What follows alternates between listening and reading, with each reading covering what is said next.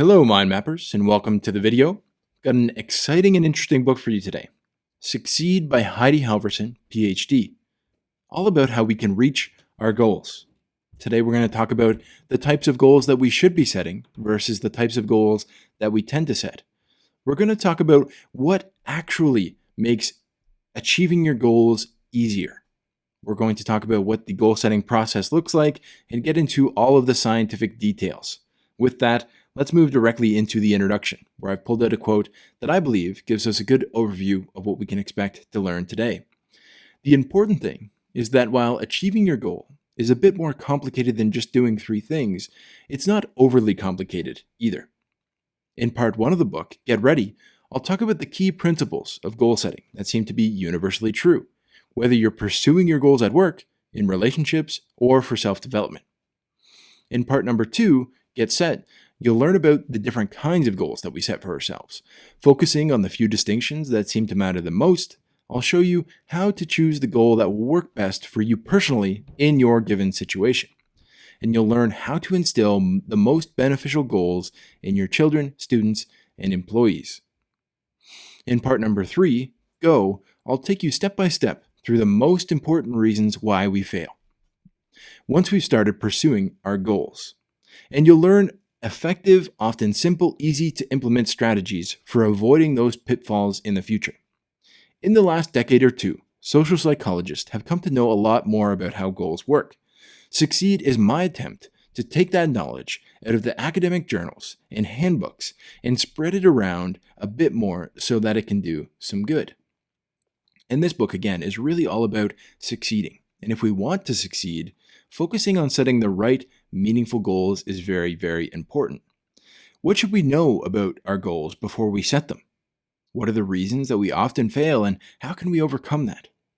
This book is filled with studies and tactics to help us be successful in setting and reaching our goals. Often, when I speak to people from the YouTube channel, they talk about not setting goals. They're worried that setting goals blocks them in, causes them stress, and makes them feel bad about themselves. And I've been there too, but here's something that I've learned along the way. Setting goals is a powerful internal motivator, helping you achieve meaningful work with your life and feel accomplished. The process doesn't have to be arbitrary, painful, and zero-sum, as we might have experienced in the past. As always, success leaves clues, and this book is full of them. That's all we're going to talk about today. How to set goals so they don't make you feel blocked in and rigid, but still make you feel motivated to achieve things that you want to achieve. A little bit about mind mapping before we get into the first big idea. You can get the most out of these mind maps by following along. Find the process of how I mind map, plus all 50 plus mind map templates, including this one, at the link down below. Following along with the mind maps helps you learn more, remember better, and apply these books to your life, which is really the name of the game on this YouTube channel. We want to be warriors of the mind, not librarians of the mind. Let's move into our first big idea, which is self-control. If you want more self-control, you can get more self-control. And you get more self-control the same way that you get bigger muscles. You've got to give it regular workouts. Recent research has shown that engaging in daily activities, such as exercising, keeping track of your finances, or what you're eating, or even just remembering to sit up straight every time you can think of it. Maybe some of you sat up straight there. Can help you develop your overall self-control capacity. For example, in one study, students who were assigned to and stuck to daily exercise programs not only got physically healthier, but they also became more likely to wash the dishes instead of leaving them in the sink, and less likely to impulsively spend money. So if we want to achieve our goals, self-control is one of the major keys.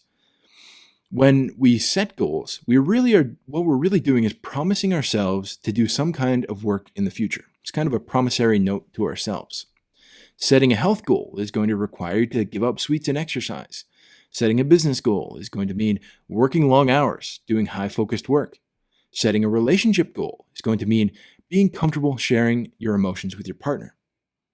And this work all takes self-control. Of course, we've all experienced setting a goal and not living up to our commitment. Some of us have experienced that today.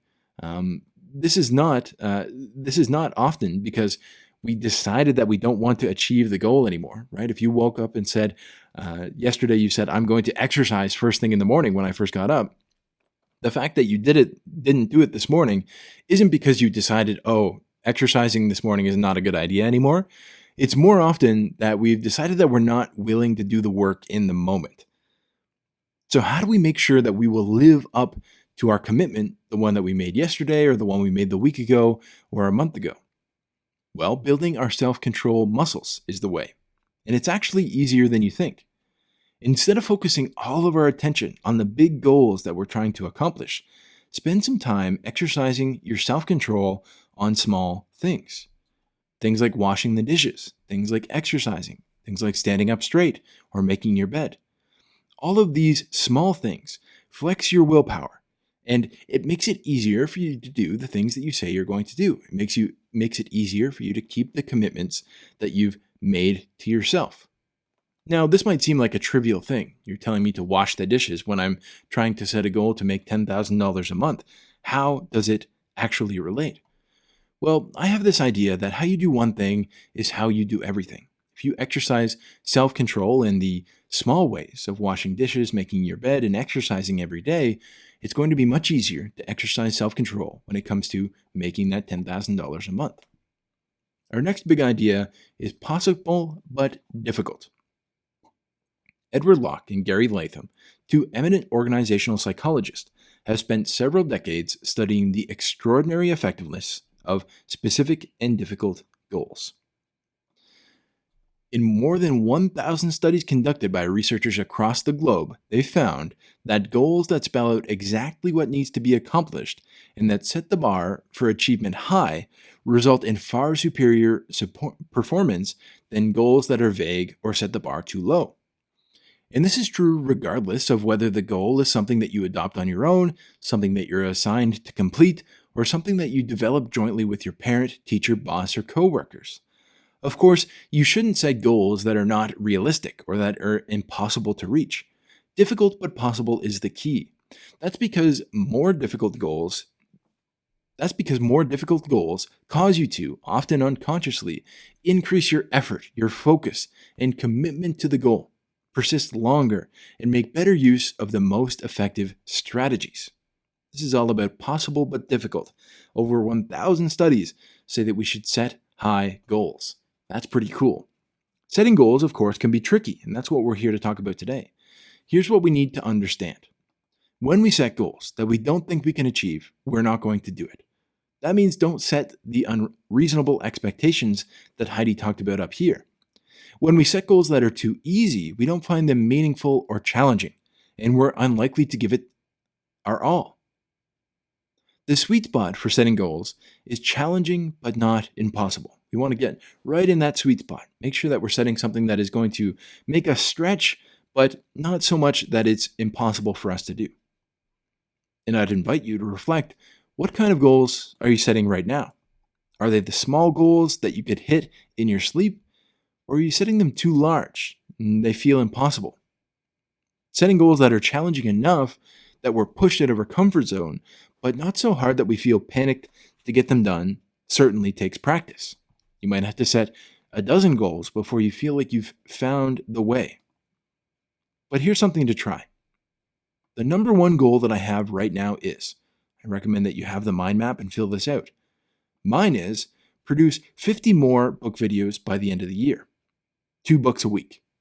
This is difficult because, number one, it takes a lot of time to make the video, to do the mind map, to read the books. But I've proven it to be possible for at least the last 2 weeks. So I'm going to push forward, hold myself to this high standard of doing 2 books every single week, and it's giving me a lot of motivation to get these things done. Actually, I have multiple videos banked right now because I've been doing 3 books a week. So I'm really hitting that goal and hitting my stride. It's possible, but it's definitely difficult. This isn't my full-time thing. This takes a lot of focused attention. Our next big idea is one that I think is one of the most important in the whole entire book. It's all about confidence. Women who imagined that the path to weight loss would be easy lost an average of 24 pounds less than those who imagined having a hard time resisting temptation.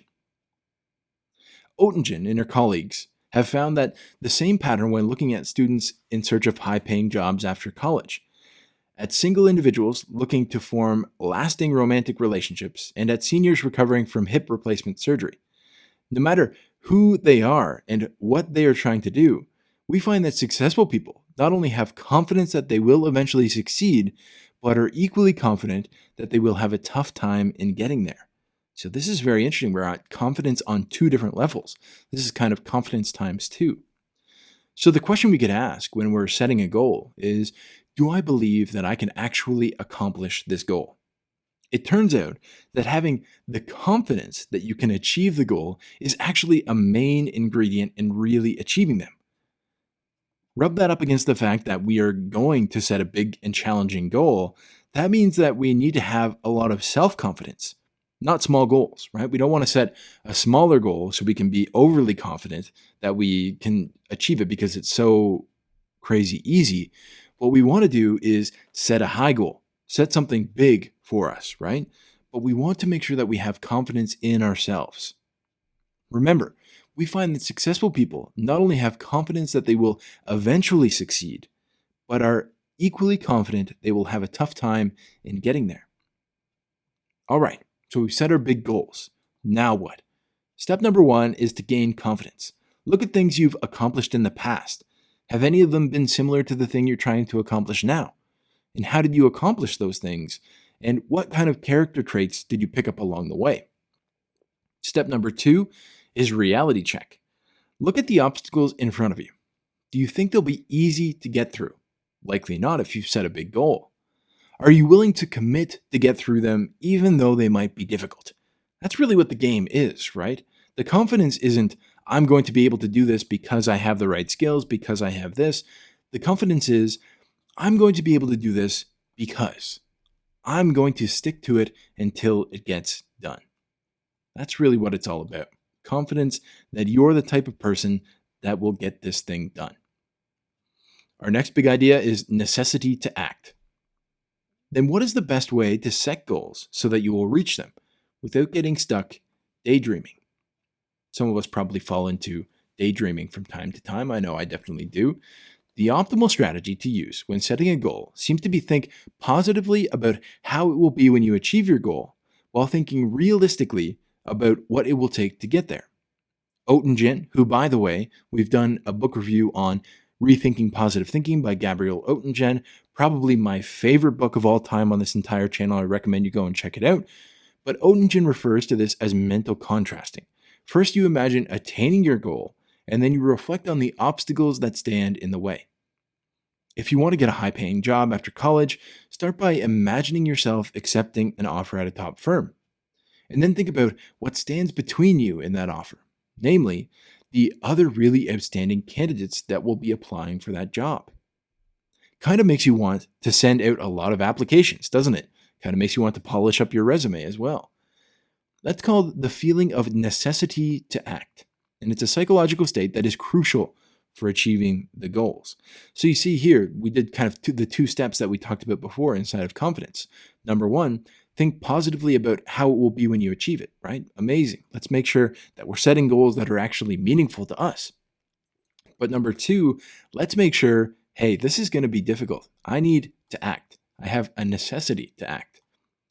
Daydreaming about how great it will be to land the job or fall in love with that someone special that you've had an eye on can be a lot of fun, but it won't get you anywhere. Mental contrasting turns wishes and daydreams into reality by bringing it into focus what will need to be done to make it happen. So, have you ever felt super motivated to achieve a goal? Gabrielle Oettingen says that it's likely that you were thinking less about the positive outcome and more about the obstacles that are in your way. Mental contrasting is her technique of rethinking positive thinking for getting people to act on the goals that they've set. It's a very powerful motivator because when you see the obstacles, it brings forth a feeling of needing to act versus being complacent. Mix this in with a little bit of confidence to overcome a little bit of confidence that you're going to be able to overcome, and you have a really powerful potion of goal attaining juice. I like to think about that. It's like, okay, I have a goal. Now let's get some goal attaining juice. I got to have some confidence. I got to be ready, but I also have to know the obstacles that are going to be in my way. Let's try this now. What obstacles are in your way? Remember, we set a big goal before. Let's bring that up again. What are some of the obstacles that are in your way with the big goal that we set before? Mine is to produce 50 more books by the end of the year. Again, it's a really big goal for me. That's 2 books a week. Time is by far my biggest obstacle. These videos take a lot of work, and I certainly have other commitments. I will need to fight for every scrap of time. 15 minutes here in between a meeting, an hour before I go to bed, 2 hours first thing in the morning when I'm feeling like I should just be sitting on the couch and drinking coffee all day. Focus and energy are a big part of this as well. If I don't have good energy, I won't be able to put together a good video. I need to steal some time on the weekends to do these recordings when I have high energy and I can bring that to you and hopefully ingrain that in you. I need to preserve my energy and focus on this task. Those are my 2 biggest obstacles when it comes to making 50 more book videos by the end of the year. So when we see the obstacles for what they are, not only are we motivated to act, but we can act in a well thought out manner. Remember self-control and willpower? The best way to make sure that you'll overcome obstacles is to play offense versus defense. This is coming from Willpower by Roy Baumeister and The Willpower Instinct, which are both really great books that I recommend that you check out on the channel. The whole idea here is don't wait until you come up against the obstacle. Don't wait until you've already run out of time. Don't wait until you have no energy to focus. Plan what you'll do beforehand. So, like I said before, my plan is every time I have 15 minutes, I pull out the book and I read. Every morning, first thing in the morning, I have 2 hours of work on these books time. That's my plan to overcome the obstacles. And I have to fight for every moment for that plan. So it gives me the necessity to act. Our next big idea here is about not all goals. So this is the other big idea. This is the other most important idea that I think I pulled out of the book. Not all goals. As I mentioned earlier, not all goals lead to lasting feelings of true satisfaction and well-being. And that's because not all goals satisfy our needs for relatedness, competence, and autonomy. So which ones do? This one's talking all about, quick aside, this one's talking all about which goals are actually going to make you feel fulfilled. Which goals are actually worth setting? It's an important question to wonder about. So which ones do? In general, goals that are about making, supporting, or strengthening relationships do. So do goals that focus on personal growth, personal health, or self-acceptance, addressing your shortcomings, or if that can't be helped, simply coming to terms with them. Goals that have to do with contributing to your community or helping others also fulfill these needs. Here are the goals that aren't going to help you achieve lasting well-being. Things like becoming famous, seeking power over others, or polishing your public image. Any goal that is related to obtaining other people's validation and approval or external signs of self-worth isn't going to do it for you. Accumulating wealth for its own sake also won't lead you to real happiness. This is not to say that you shouldn't care about money at all, just that being rich isn't a sure ticket to a happy life. We talked about this in the How of Happiness as well, that these are not the types of things that we need to be doing if we're really looking to live a happy and fulfilled life. So really here what I took from this is that not every goal is actually worth setting. We've gone through a lot of different actions that you should be taking while setting goals, but we got to make sure that we're setting the right types of goals before we even go about this. So when we set goals, how do we decide what to accomplish? Turns out, hey, that's pretty important. Goals that are about material things, status, or power are generally unfulfilling. Not to say that some of those things don't have importance, but that they are best left as byproducts of our true goals. There are boatloads of very successful, very unhappy people all around us. That's because they have successfully pursued goals that don't actually fulfill their basic needs as human beings. The needs for relatedness, competency, and autonomy. So I invite you to ask yourself, where am I focusing my energy right now? Are you focusing on developing fame, wealth, or beauty? Or are you focusing on developing relationships, personal growth, and making a contribution? Inside the book, she says, all that glitters isn't gold. Goals that are all about obtaining external validation of self worth, like being popular, famous, or rich, not only won't make you truly happy, but will actively diminish your sense of well being by interfering with the pursuit of goals that will really benefit you. If you have goals like these in your life, it's time that you rid yourself of them. Additionally, only one option is truly fulfilling, and only one leads to the other, right? If you're focusing on your own well being, if you're focusing on your relationships, if you're focusing on the things that are truly fulfilling, often this external type of thing, like the being popular or having some wealth, tends to come along. People at a high level of personal growth, meaningful relationships, and contribution have access to money, material, and status. But not often is it the other way around, where people who have access to money, material, and status alone can easily obtain personal growth, meaningful relationships, and contribution. These things take work, and these things are natural byproducts of that work. So let's look at our goals. Here's some journaling questions to bring forth what you might want to truly achieve in the future, truly achieve with your life. What areas of your life or the lives of others do you feel compelled to improve? It's a good question to ask. Who in your life do you want a more meaningful connection to? How do you see yourself in 3 to 5 years? Not only how do you see yourself, but how do you see your personal growth? How do you see your personal development? Not how do you see other people seeing you? How do you see yourself in a best case scenario? This is all about setting the right goals. I would have really loved to start the video out with this one, but I think knowing the process before knowing what types of goals to set might be important. Our final point here is better versus good. My favorite piece of advice by far for dealing with difficulty is to make sure that you think about your goals in terms of getting better rather than being good. As you recall from chapter 3, when we are focused on personal growth and development, on making progress rather than on providing ourselves, we deal with difficulty far more gracefully. We tend to see setbacks as information rather than as signs of personal failure. We don't worry as much about the likelihood of success because we know that even if we never do it perfectly, we will certainly improve. And getting better, after all, is the goal. So, are you focused on growth or are you focused on validation? When we set goals where we care more about validation than personal growth, we put ourselves into a tough situation. When we focus on validation, it necessitates that we aren't currently valid, leaving us feeling less than immediately. Often, when this happens and then we encounter obstacles, our minds want us just to quit the game.